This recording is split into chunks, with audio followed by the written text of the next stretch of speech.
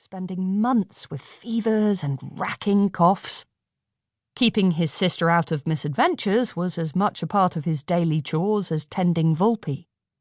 But her excitement was infectious, and he found himself leaning forward to get a better view of the cloud of dust coming down the main road.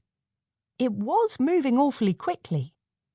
"It was too, a centaur," Maya said breathlessly. "I saw him and all. He had white armour and a blaster and a hacken." "Harken," Gyre corrected. The legendary bladeless sword, weapon of the centaurs of the Twilight Order. What would a centaur be doing here? "Maybe he's come to arrest Billum Crump for being an ass and all. Dad said he was going to go to law with him if he kept picking those apples." Gyre pulled his sister back. "Centaurs don't arrest people for stealing apples." "They arrest people who've got—" She lowered her voice to a stage whisper. "Duck!"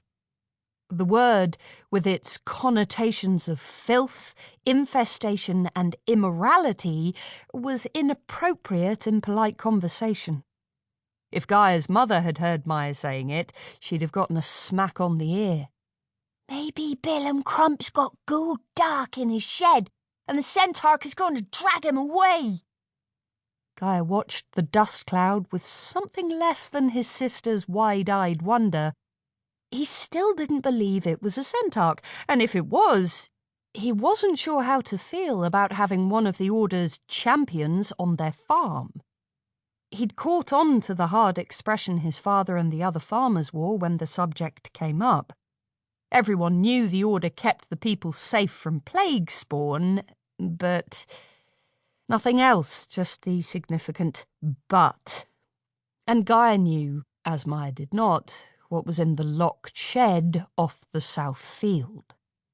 Last summer, when a plague of weevils had threatened their potatoes, Gyre's father had taken him out there by night.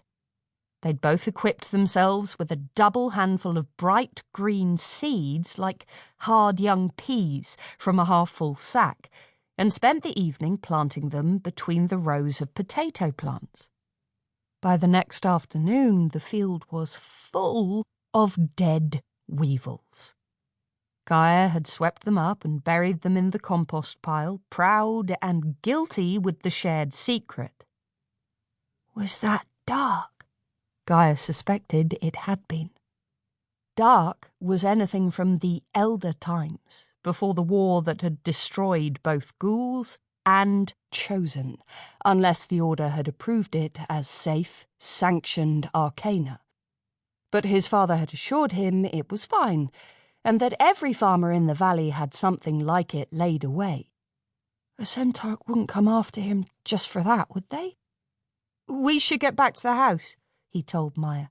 Or, he discovered, he told the empty space where Maya had been, since his sister had already jumped down from the fence, wriggled out of his grip, and set off up the path as fast as her short legs would carry her. Gyre looked at the dust cloud. It was rounding the point of the hill now, going past the turn for the Crump farm, and definitely heading their way. He wanted to run after Maya, but there were the Volpe to think of. Well-behaved or not, he couldn't just leave them on their own.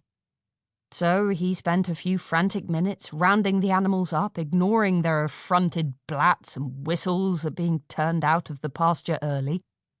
Only once they were safely back in their pen, jostling for position at the water trough, did he hurry toward the house.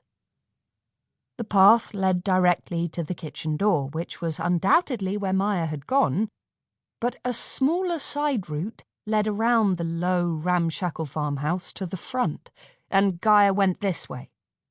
He had a notion that if the visitor was anyone important, his father would banish him and his sister to their room before they got a good look. Coming in through the front door, Gyre hoped he would be able to get an idea of what was happening. There was indeed a warbird standing in the gravel drive, looking incongruous next to their battered farm cart. Gyre had seen one of the creatures before, years ago, when they'd been in town on the day the magistrate's guard had come through. This one seemed bigger than he remembered.